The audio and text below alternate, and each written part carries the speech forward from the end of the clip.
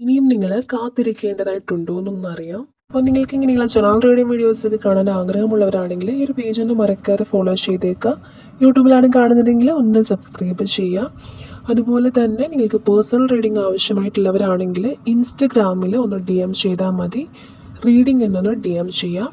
അപ്പോൾ ആദ്യം തന്നെ ഈ ഒരു പേജ് ഫോളോ ചെയ്തതിന് ശേഷം കമൻറ്റിൽ ഏഞ്ചൽ നമ്പറായിട്ടുള്ള 999 എന്നുള്ളൊരു ഏഞ്ചൽ നമ്പർ ടൈപ്പ് ചെയ്തതിന് ശേഷം വീഡിയോ കാണുക.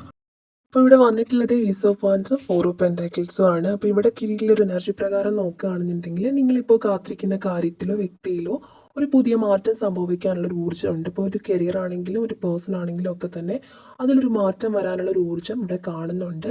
എന്നാൽ ഇത് വെറും ഒരു കാത്തിരിപ്പായിട്ടല്ല കാണുന്നത്, മറിച്ച് പുതിയൊരു കാഴ്ചപ്പാടിലൂടെ കാര്യങ്ങളെയൊക്കെ നോക്കി കാണേണ്ട ഒരു സമയമായിട്ട് കാണുന്നുണ്ട്. അതുപോലെ തന്നെ കാത്തിരിപ്പൊക്കെ അവസാനിച്ച് നിങ്ങളുടെ ജീവിതത്തിൽ പുതിയൊരു പാത തുറക്കാനുള്ളൊരു അവസരം ഉണ്ടാവുമെന്ന് കാണുന്നുണ്ട്. അതുപോലെ തന്നെ ഇപ്പോൾ റിലേഷൻഷിപ്പിൻ്റെ കേസിലാണെന്നുണ്ടെങ്കിൽ മേ ബി ഇതൊരു പുതിയൊരു പേഴ്സൺ ആയിരിക്കാം. അതല്ലെന്നുണ്ടെങ്കിൽ നിങ്ങളുടെ നിലവിലുള്ള വ്യക്തിയുമായിട്ടുള്ളൊരു പുതിയ രീതിയിലുള്ള തുടക്കവും ആവാനുള്ള ചാൻസ് ഉണ്ട്. അതുപോലെ തന്നെ 4 ഓഫ് പെൻറ്റാക്കിൾസ് എനർജി നോക്കുകയാണെന്നുണ്ടെങ്കിൽ ഭൂതകാലത്തിൽ അല്ലെങ്കിൽ പഴയ കാലത്തിൽ എന്തെങ്കിലും ഓർമ്മകളെയൊക്കെ വിട്ട് കളയാൻ നിങ്ങൾ ഭയപ്പെടുന്നു എന്നാണ് കാണിക്കുന്നത്. അത് ഹോൾഡ് ചെയ്ത് പിടിച്ചിട്ടുള്ള ഒരു എനർജി.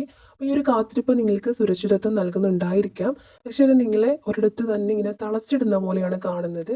അതുകൊണ്ട് തന്നെ നഷ്ടപ്പെടുമെന്ന പേടിയോടെ പഴയതിനെ ഇങ്ങനെ മുറുകെ പിടിക്കുന്ന സമയത്ത് പുതിയ കാര്യങ്ങൾ നിങ്ങളുടെ കൈകളിലേക്ക് വരാനായിട്ട് പറ്റാതെ വരുന്നു എന്ന് കാണുന്നുണ്ട്.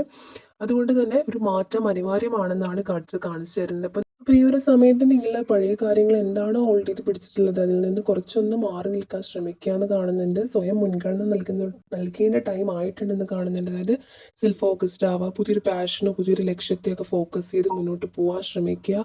ആ ഒരു എനർജി നിങ്ങളെ തേടി വരിക തന്നെ. പക്ഷേ നിങ്ങൾ പലതും കാണാനായിട്ട് തയ്യാറായെങ്കിൽ മാത്രമാണ് നിങ്ങളുടെ ഒരു ലൈഫിലൊരു ഹാപ്പിനെസ് ഉണ്ടാവുകയുള്ളൂ എന്ന് കാണുന്നുണ്ട്. അപ്പം നിങ്ങളുടെ മനസ്സിനും ജീവിതത്തിനും ഒരു പുരോഗതി ഉണ്ടാവാനായിട്ട് പഴയ ചില ഓർമ്മകൾ, നെഗറ്റീവായിട്ടുള്ള മെമ്മറീസിനെ വിട്ടുകളയണം എന്നുള്ളൊരു കാര്യമാണ് കാണുന്നത്.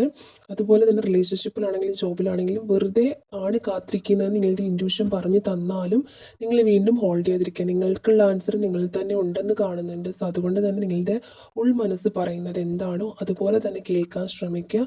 വിട്ടുകളയേണ്ടതിനെ വിട്ടുകളയുക എന്നുള്ളൊരു എനർജിയെ കൂടിയാണ് ഇവിടെ വന്നിട്ടുള്ളത്.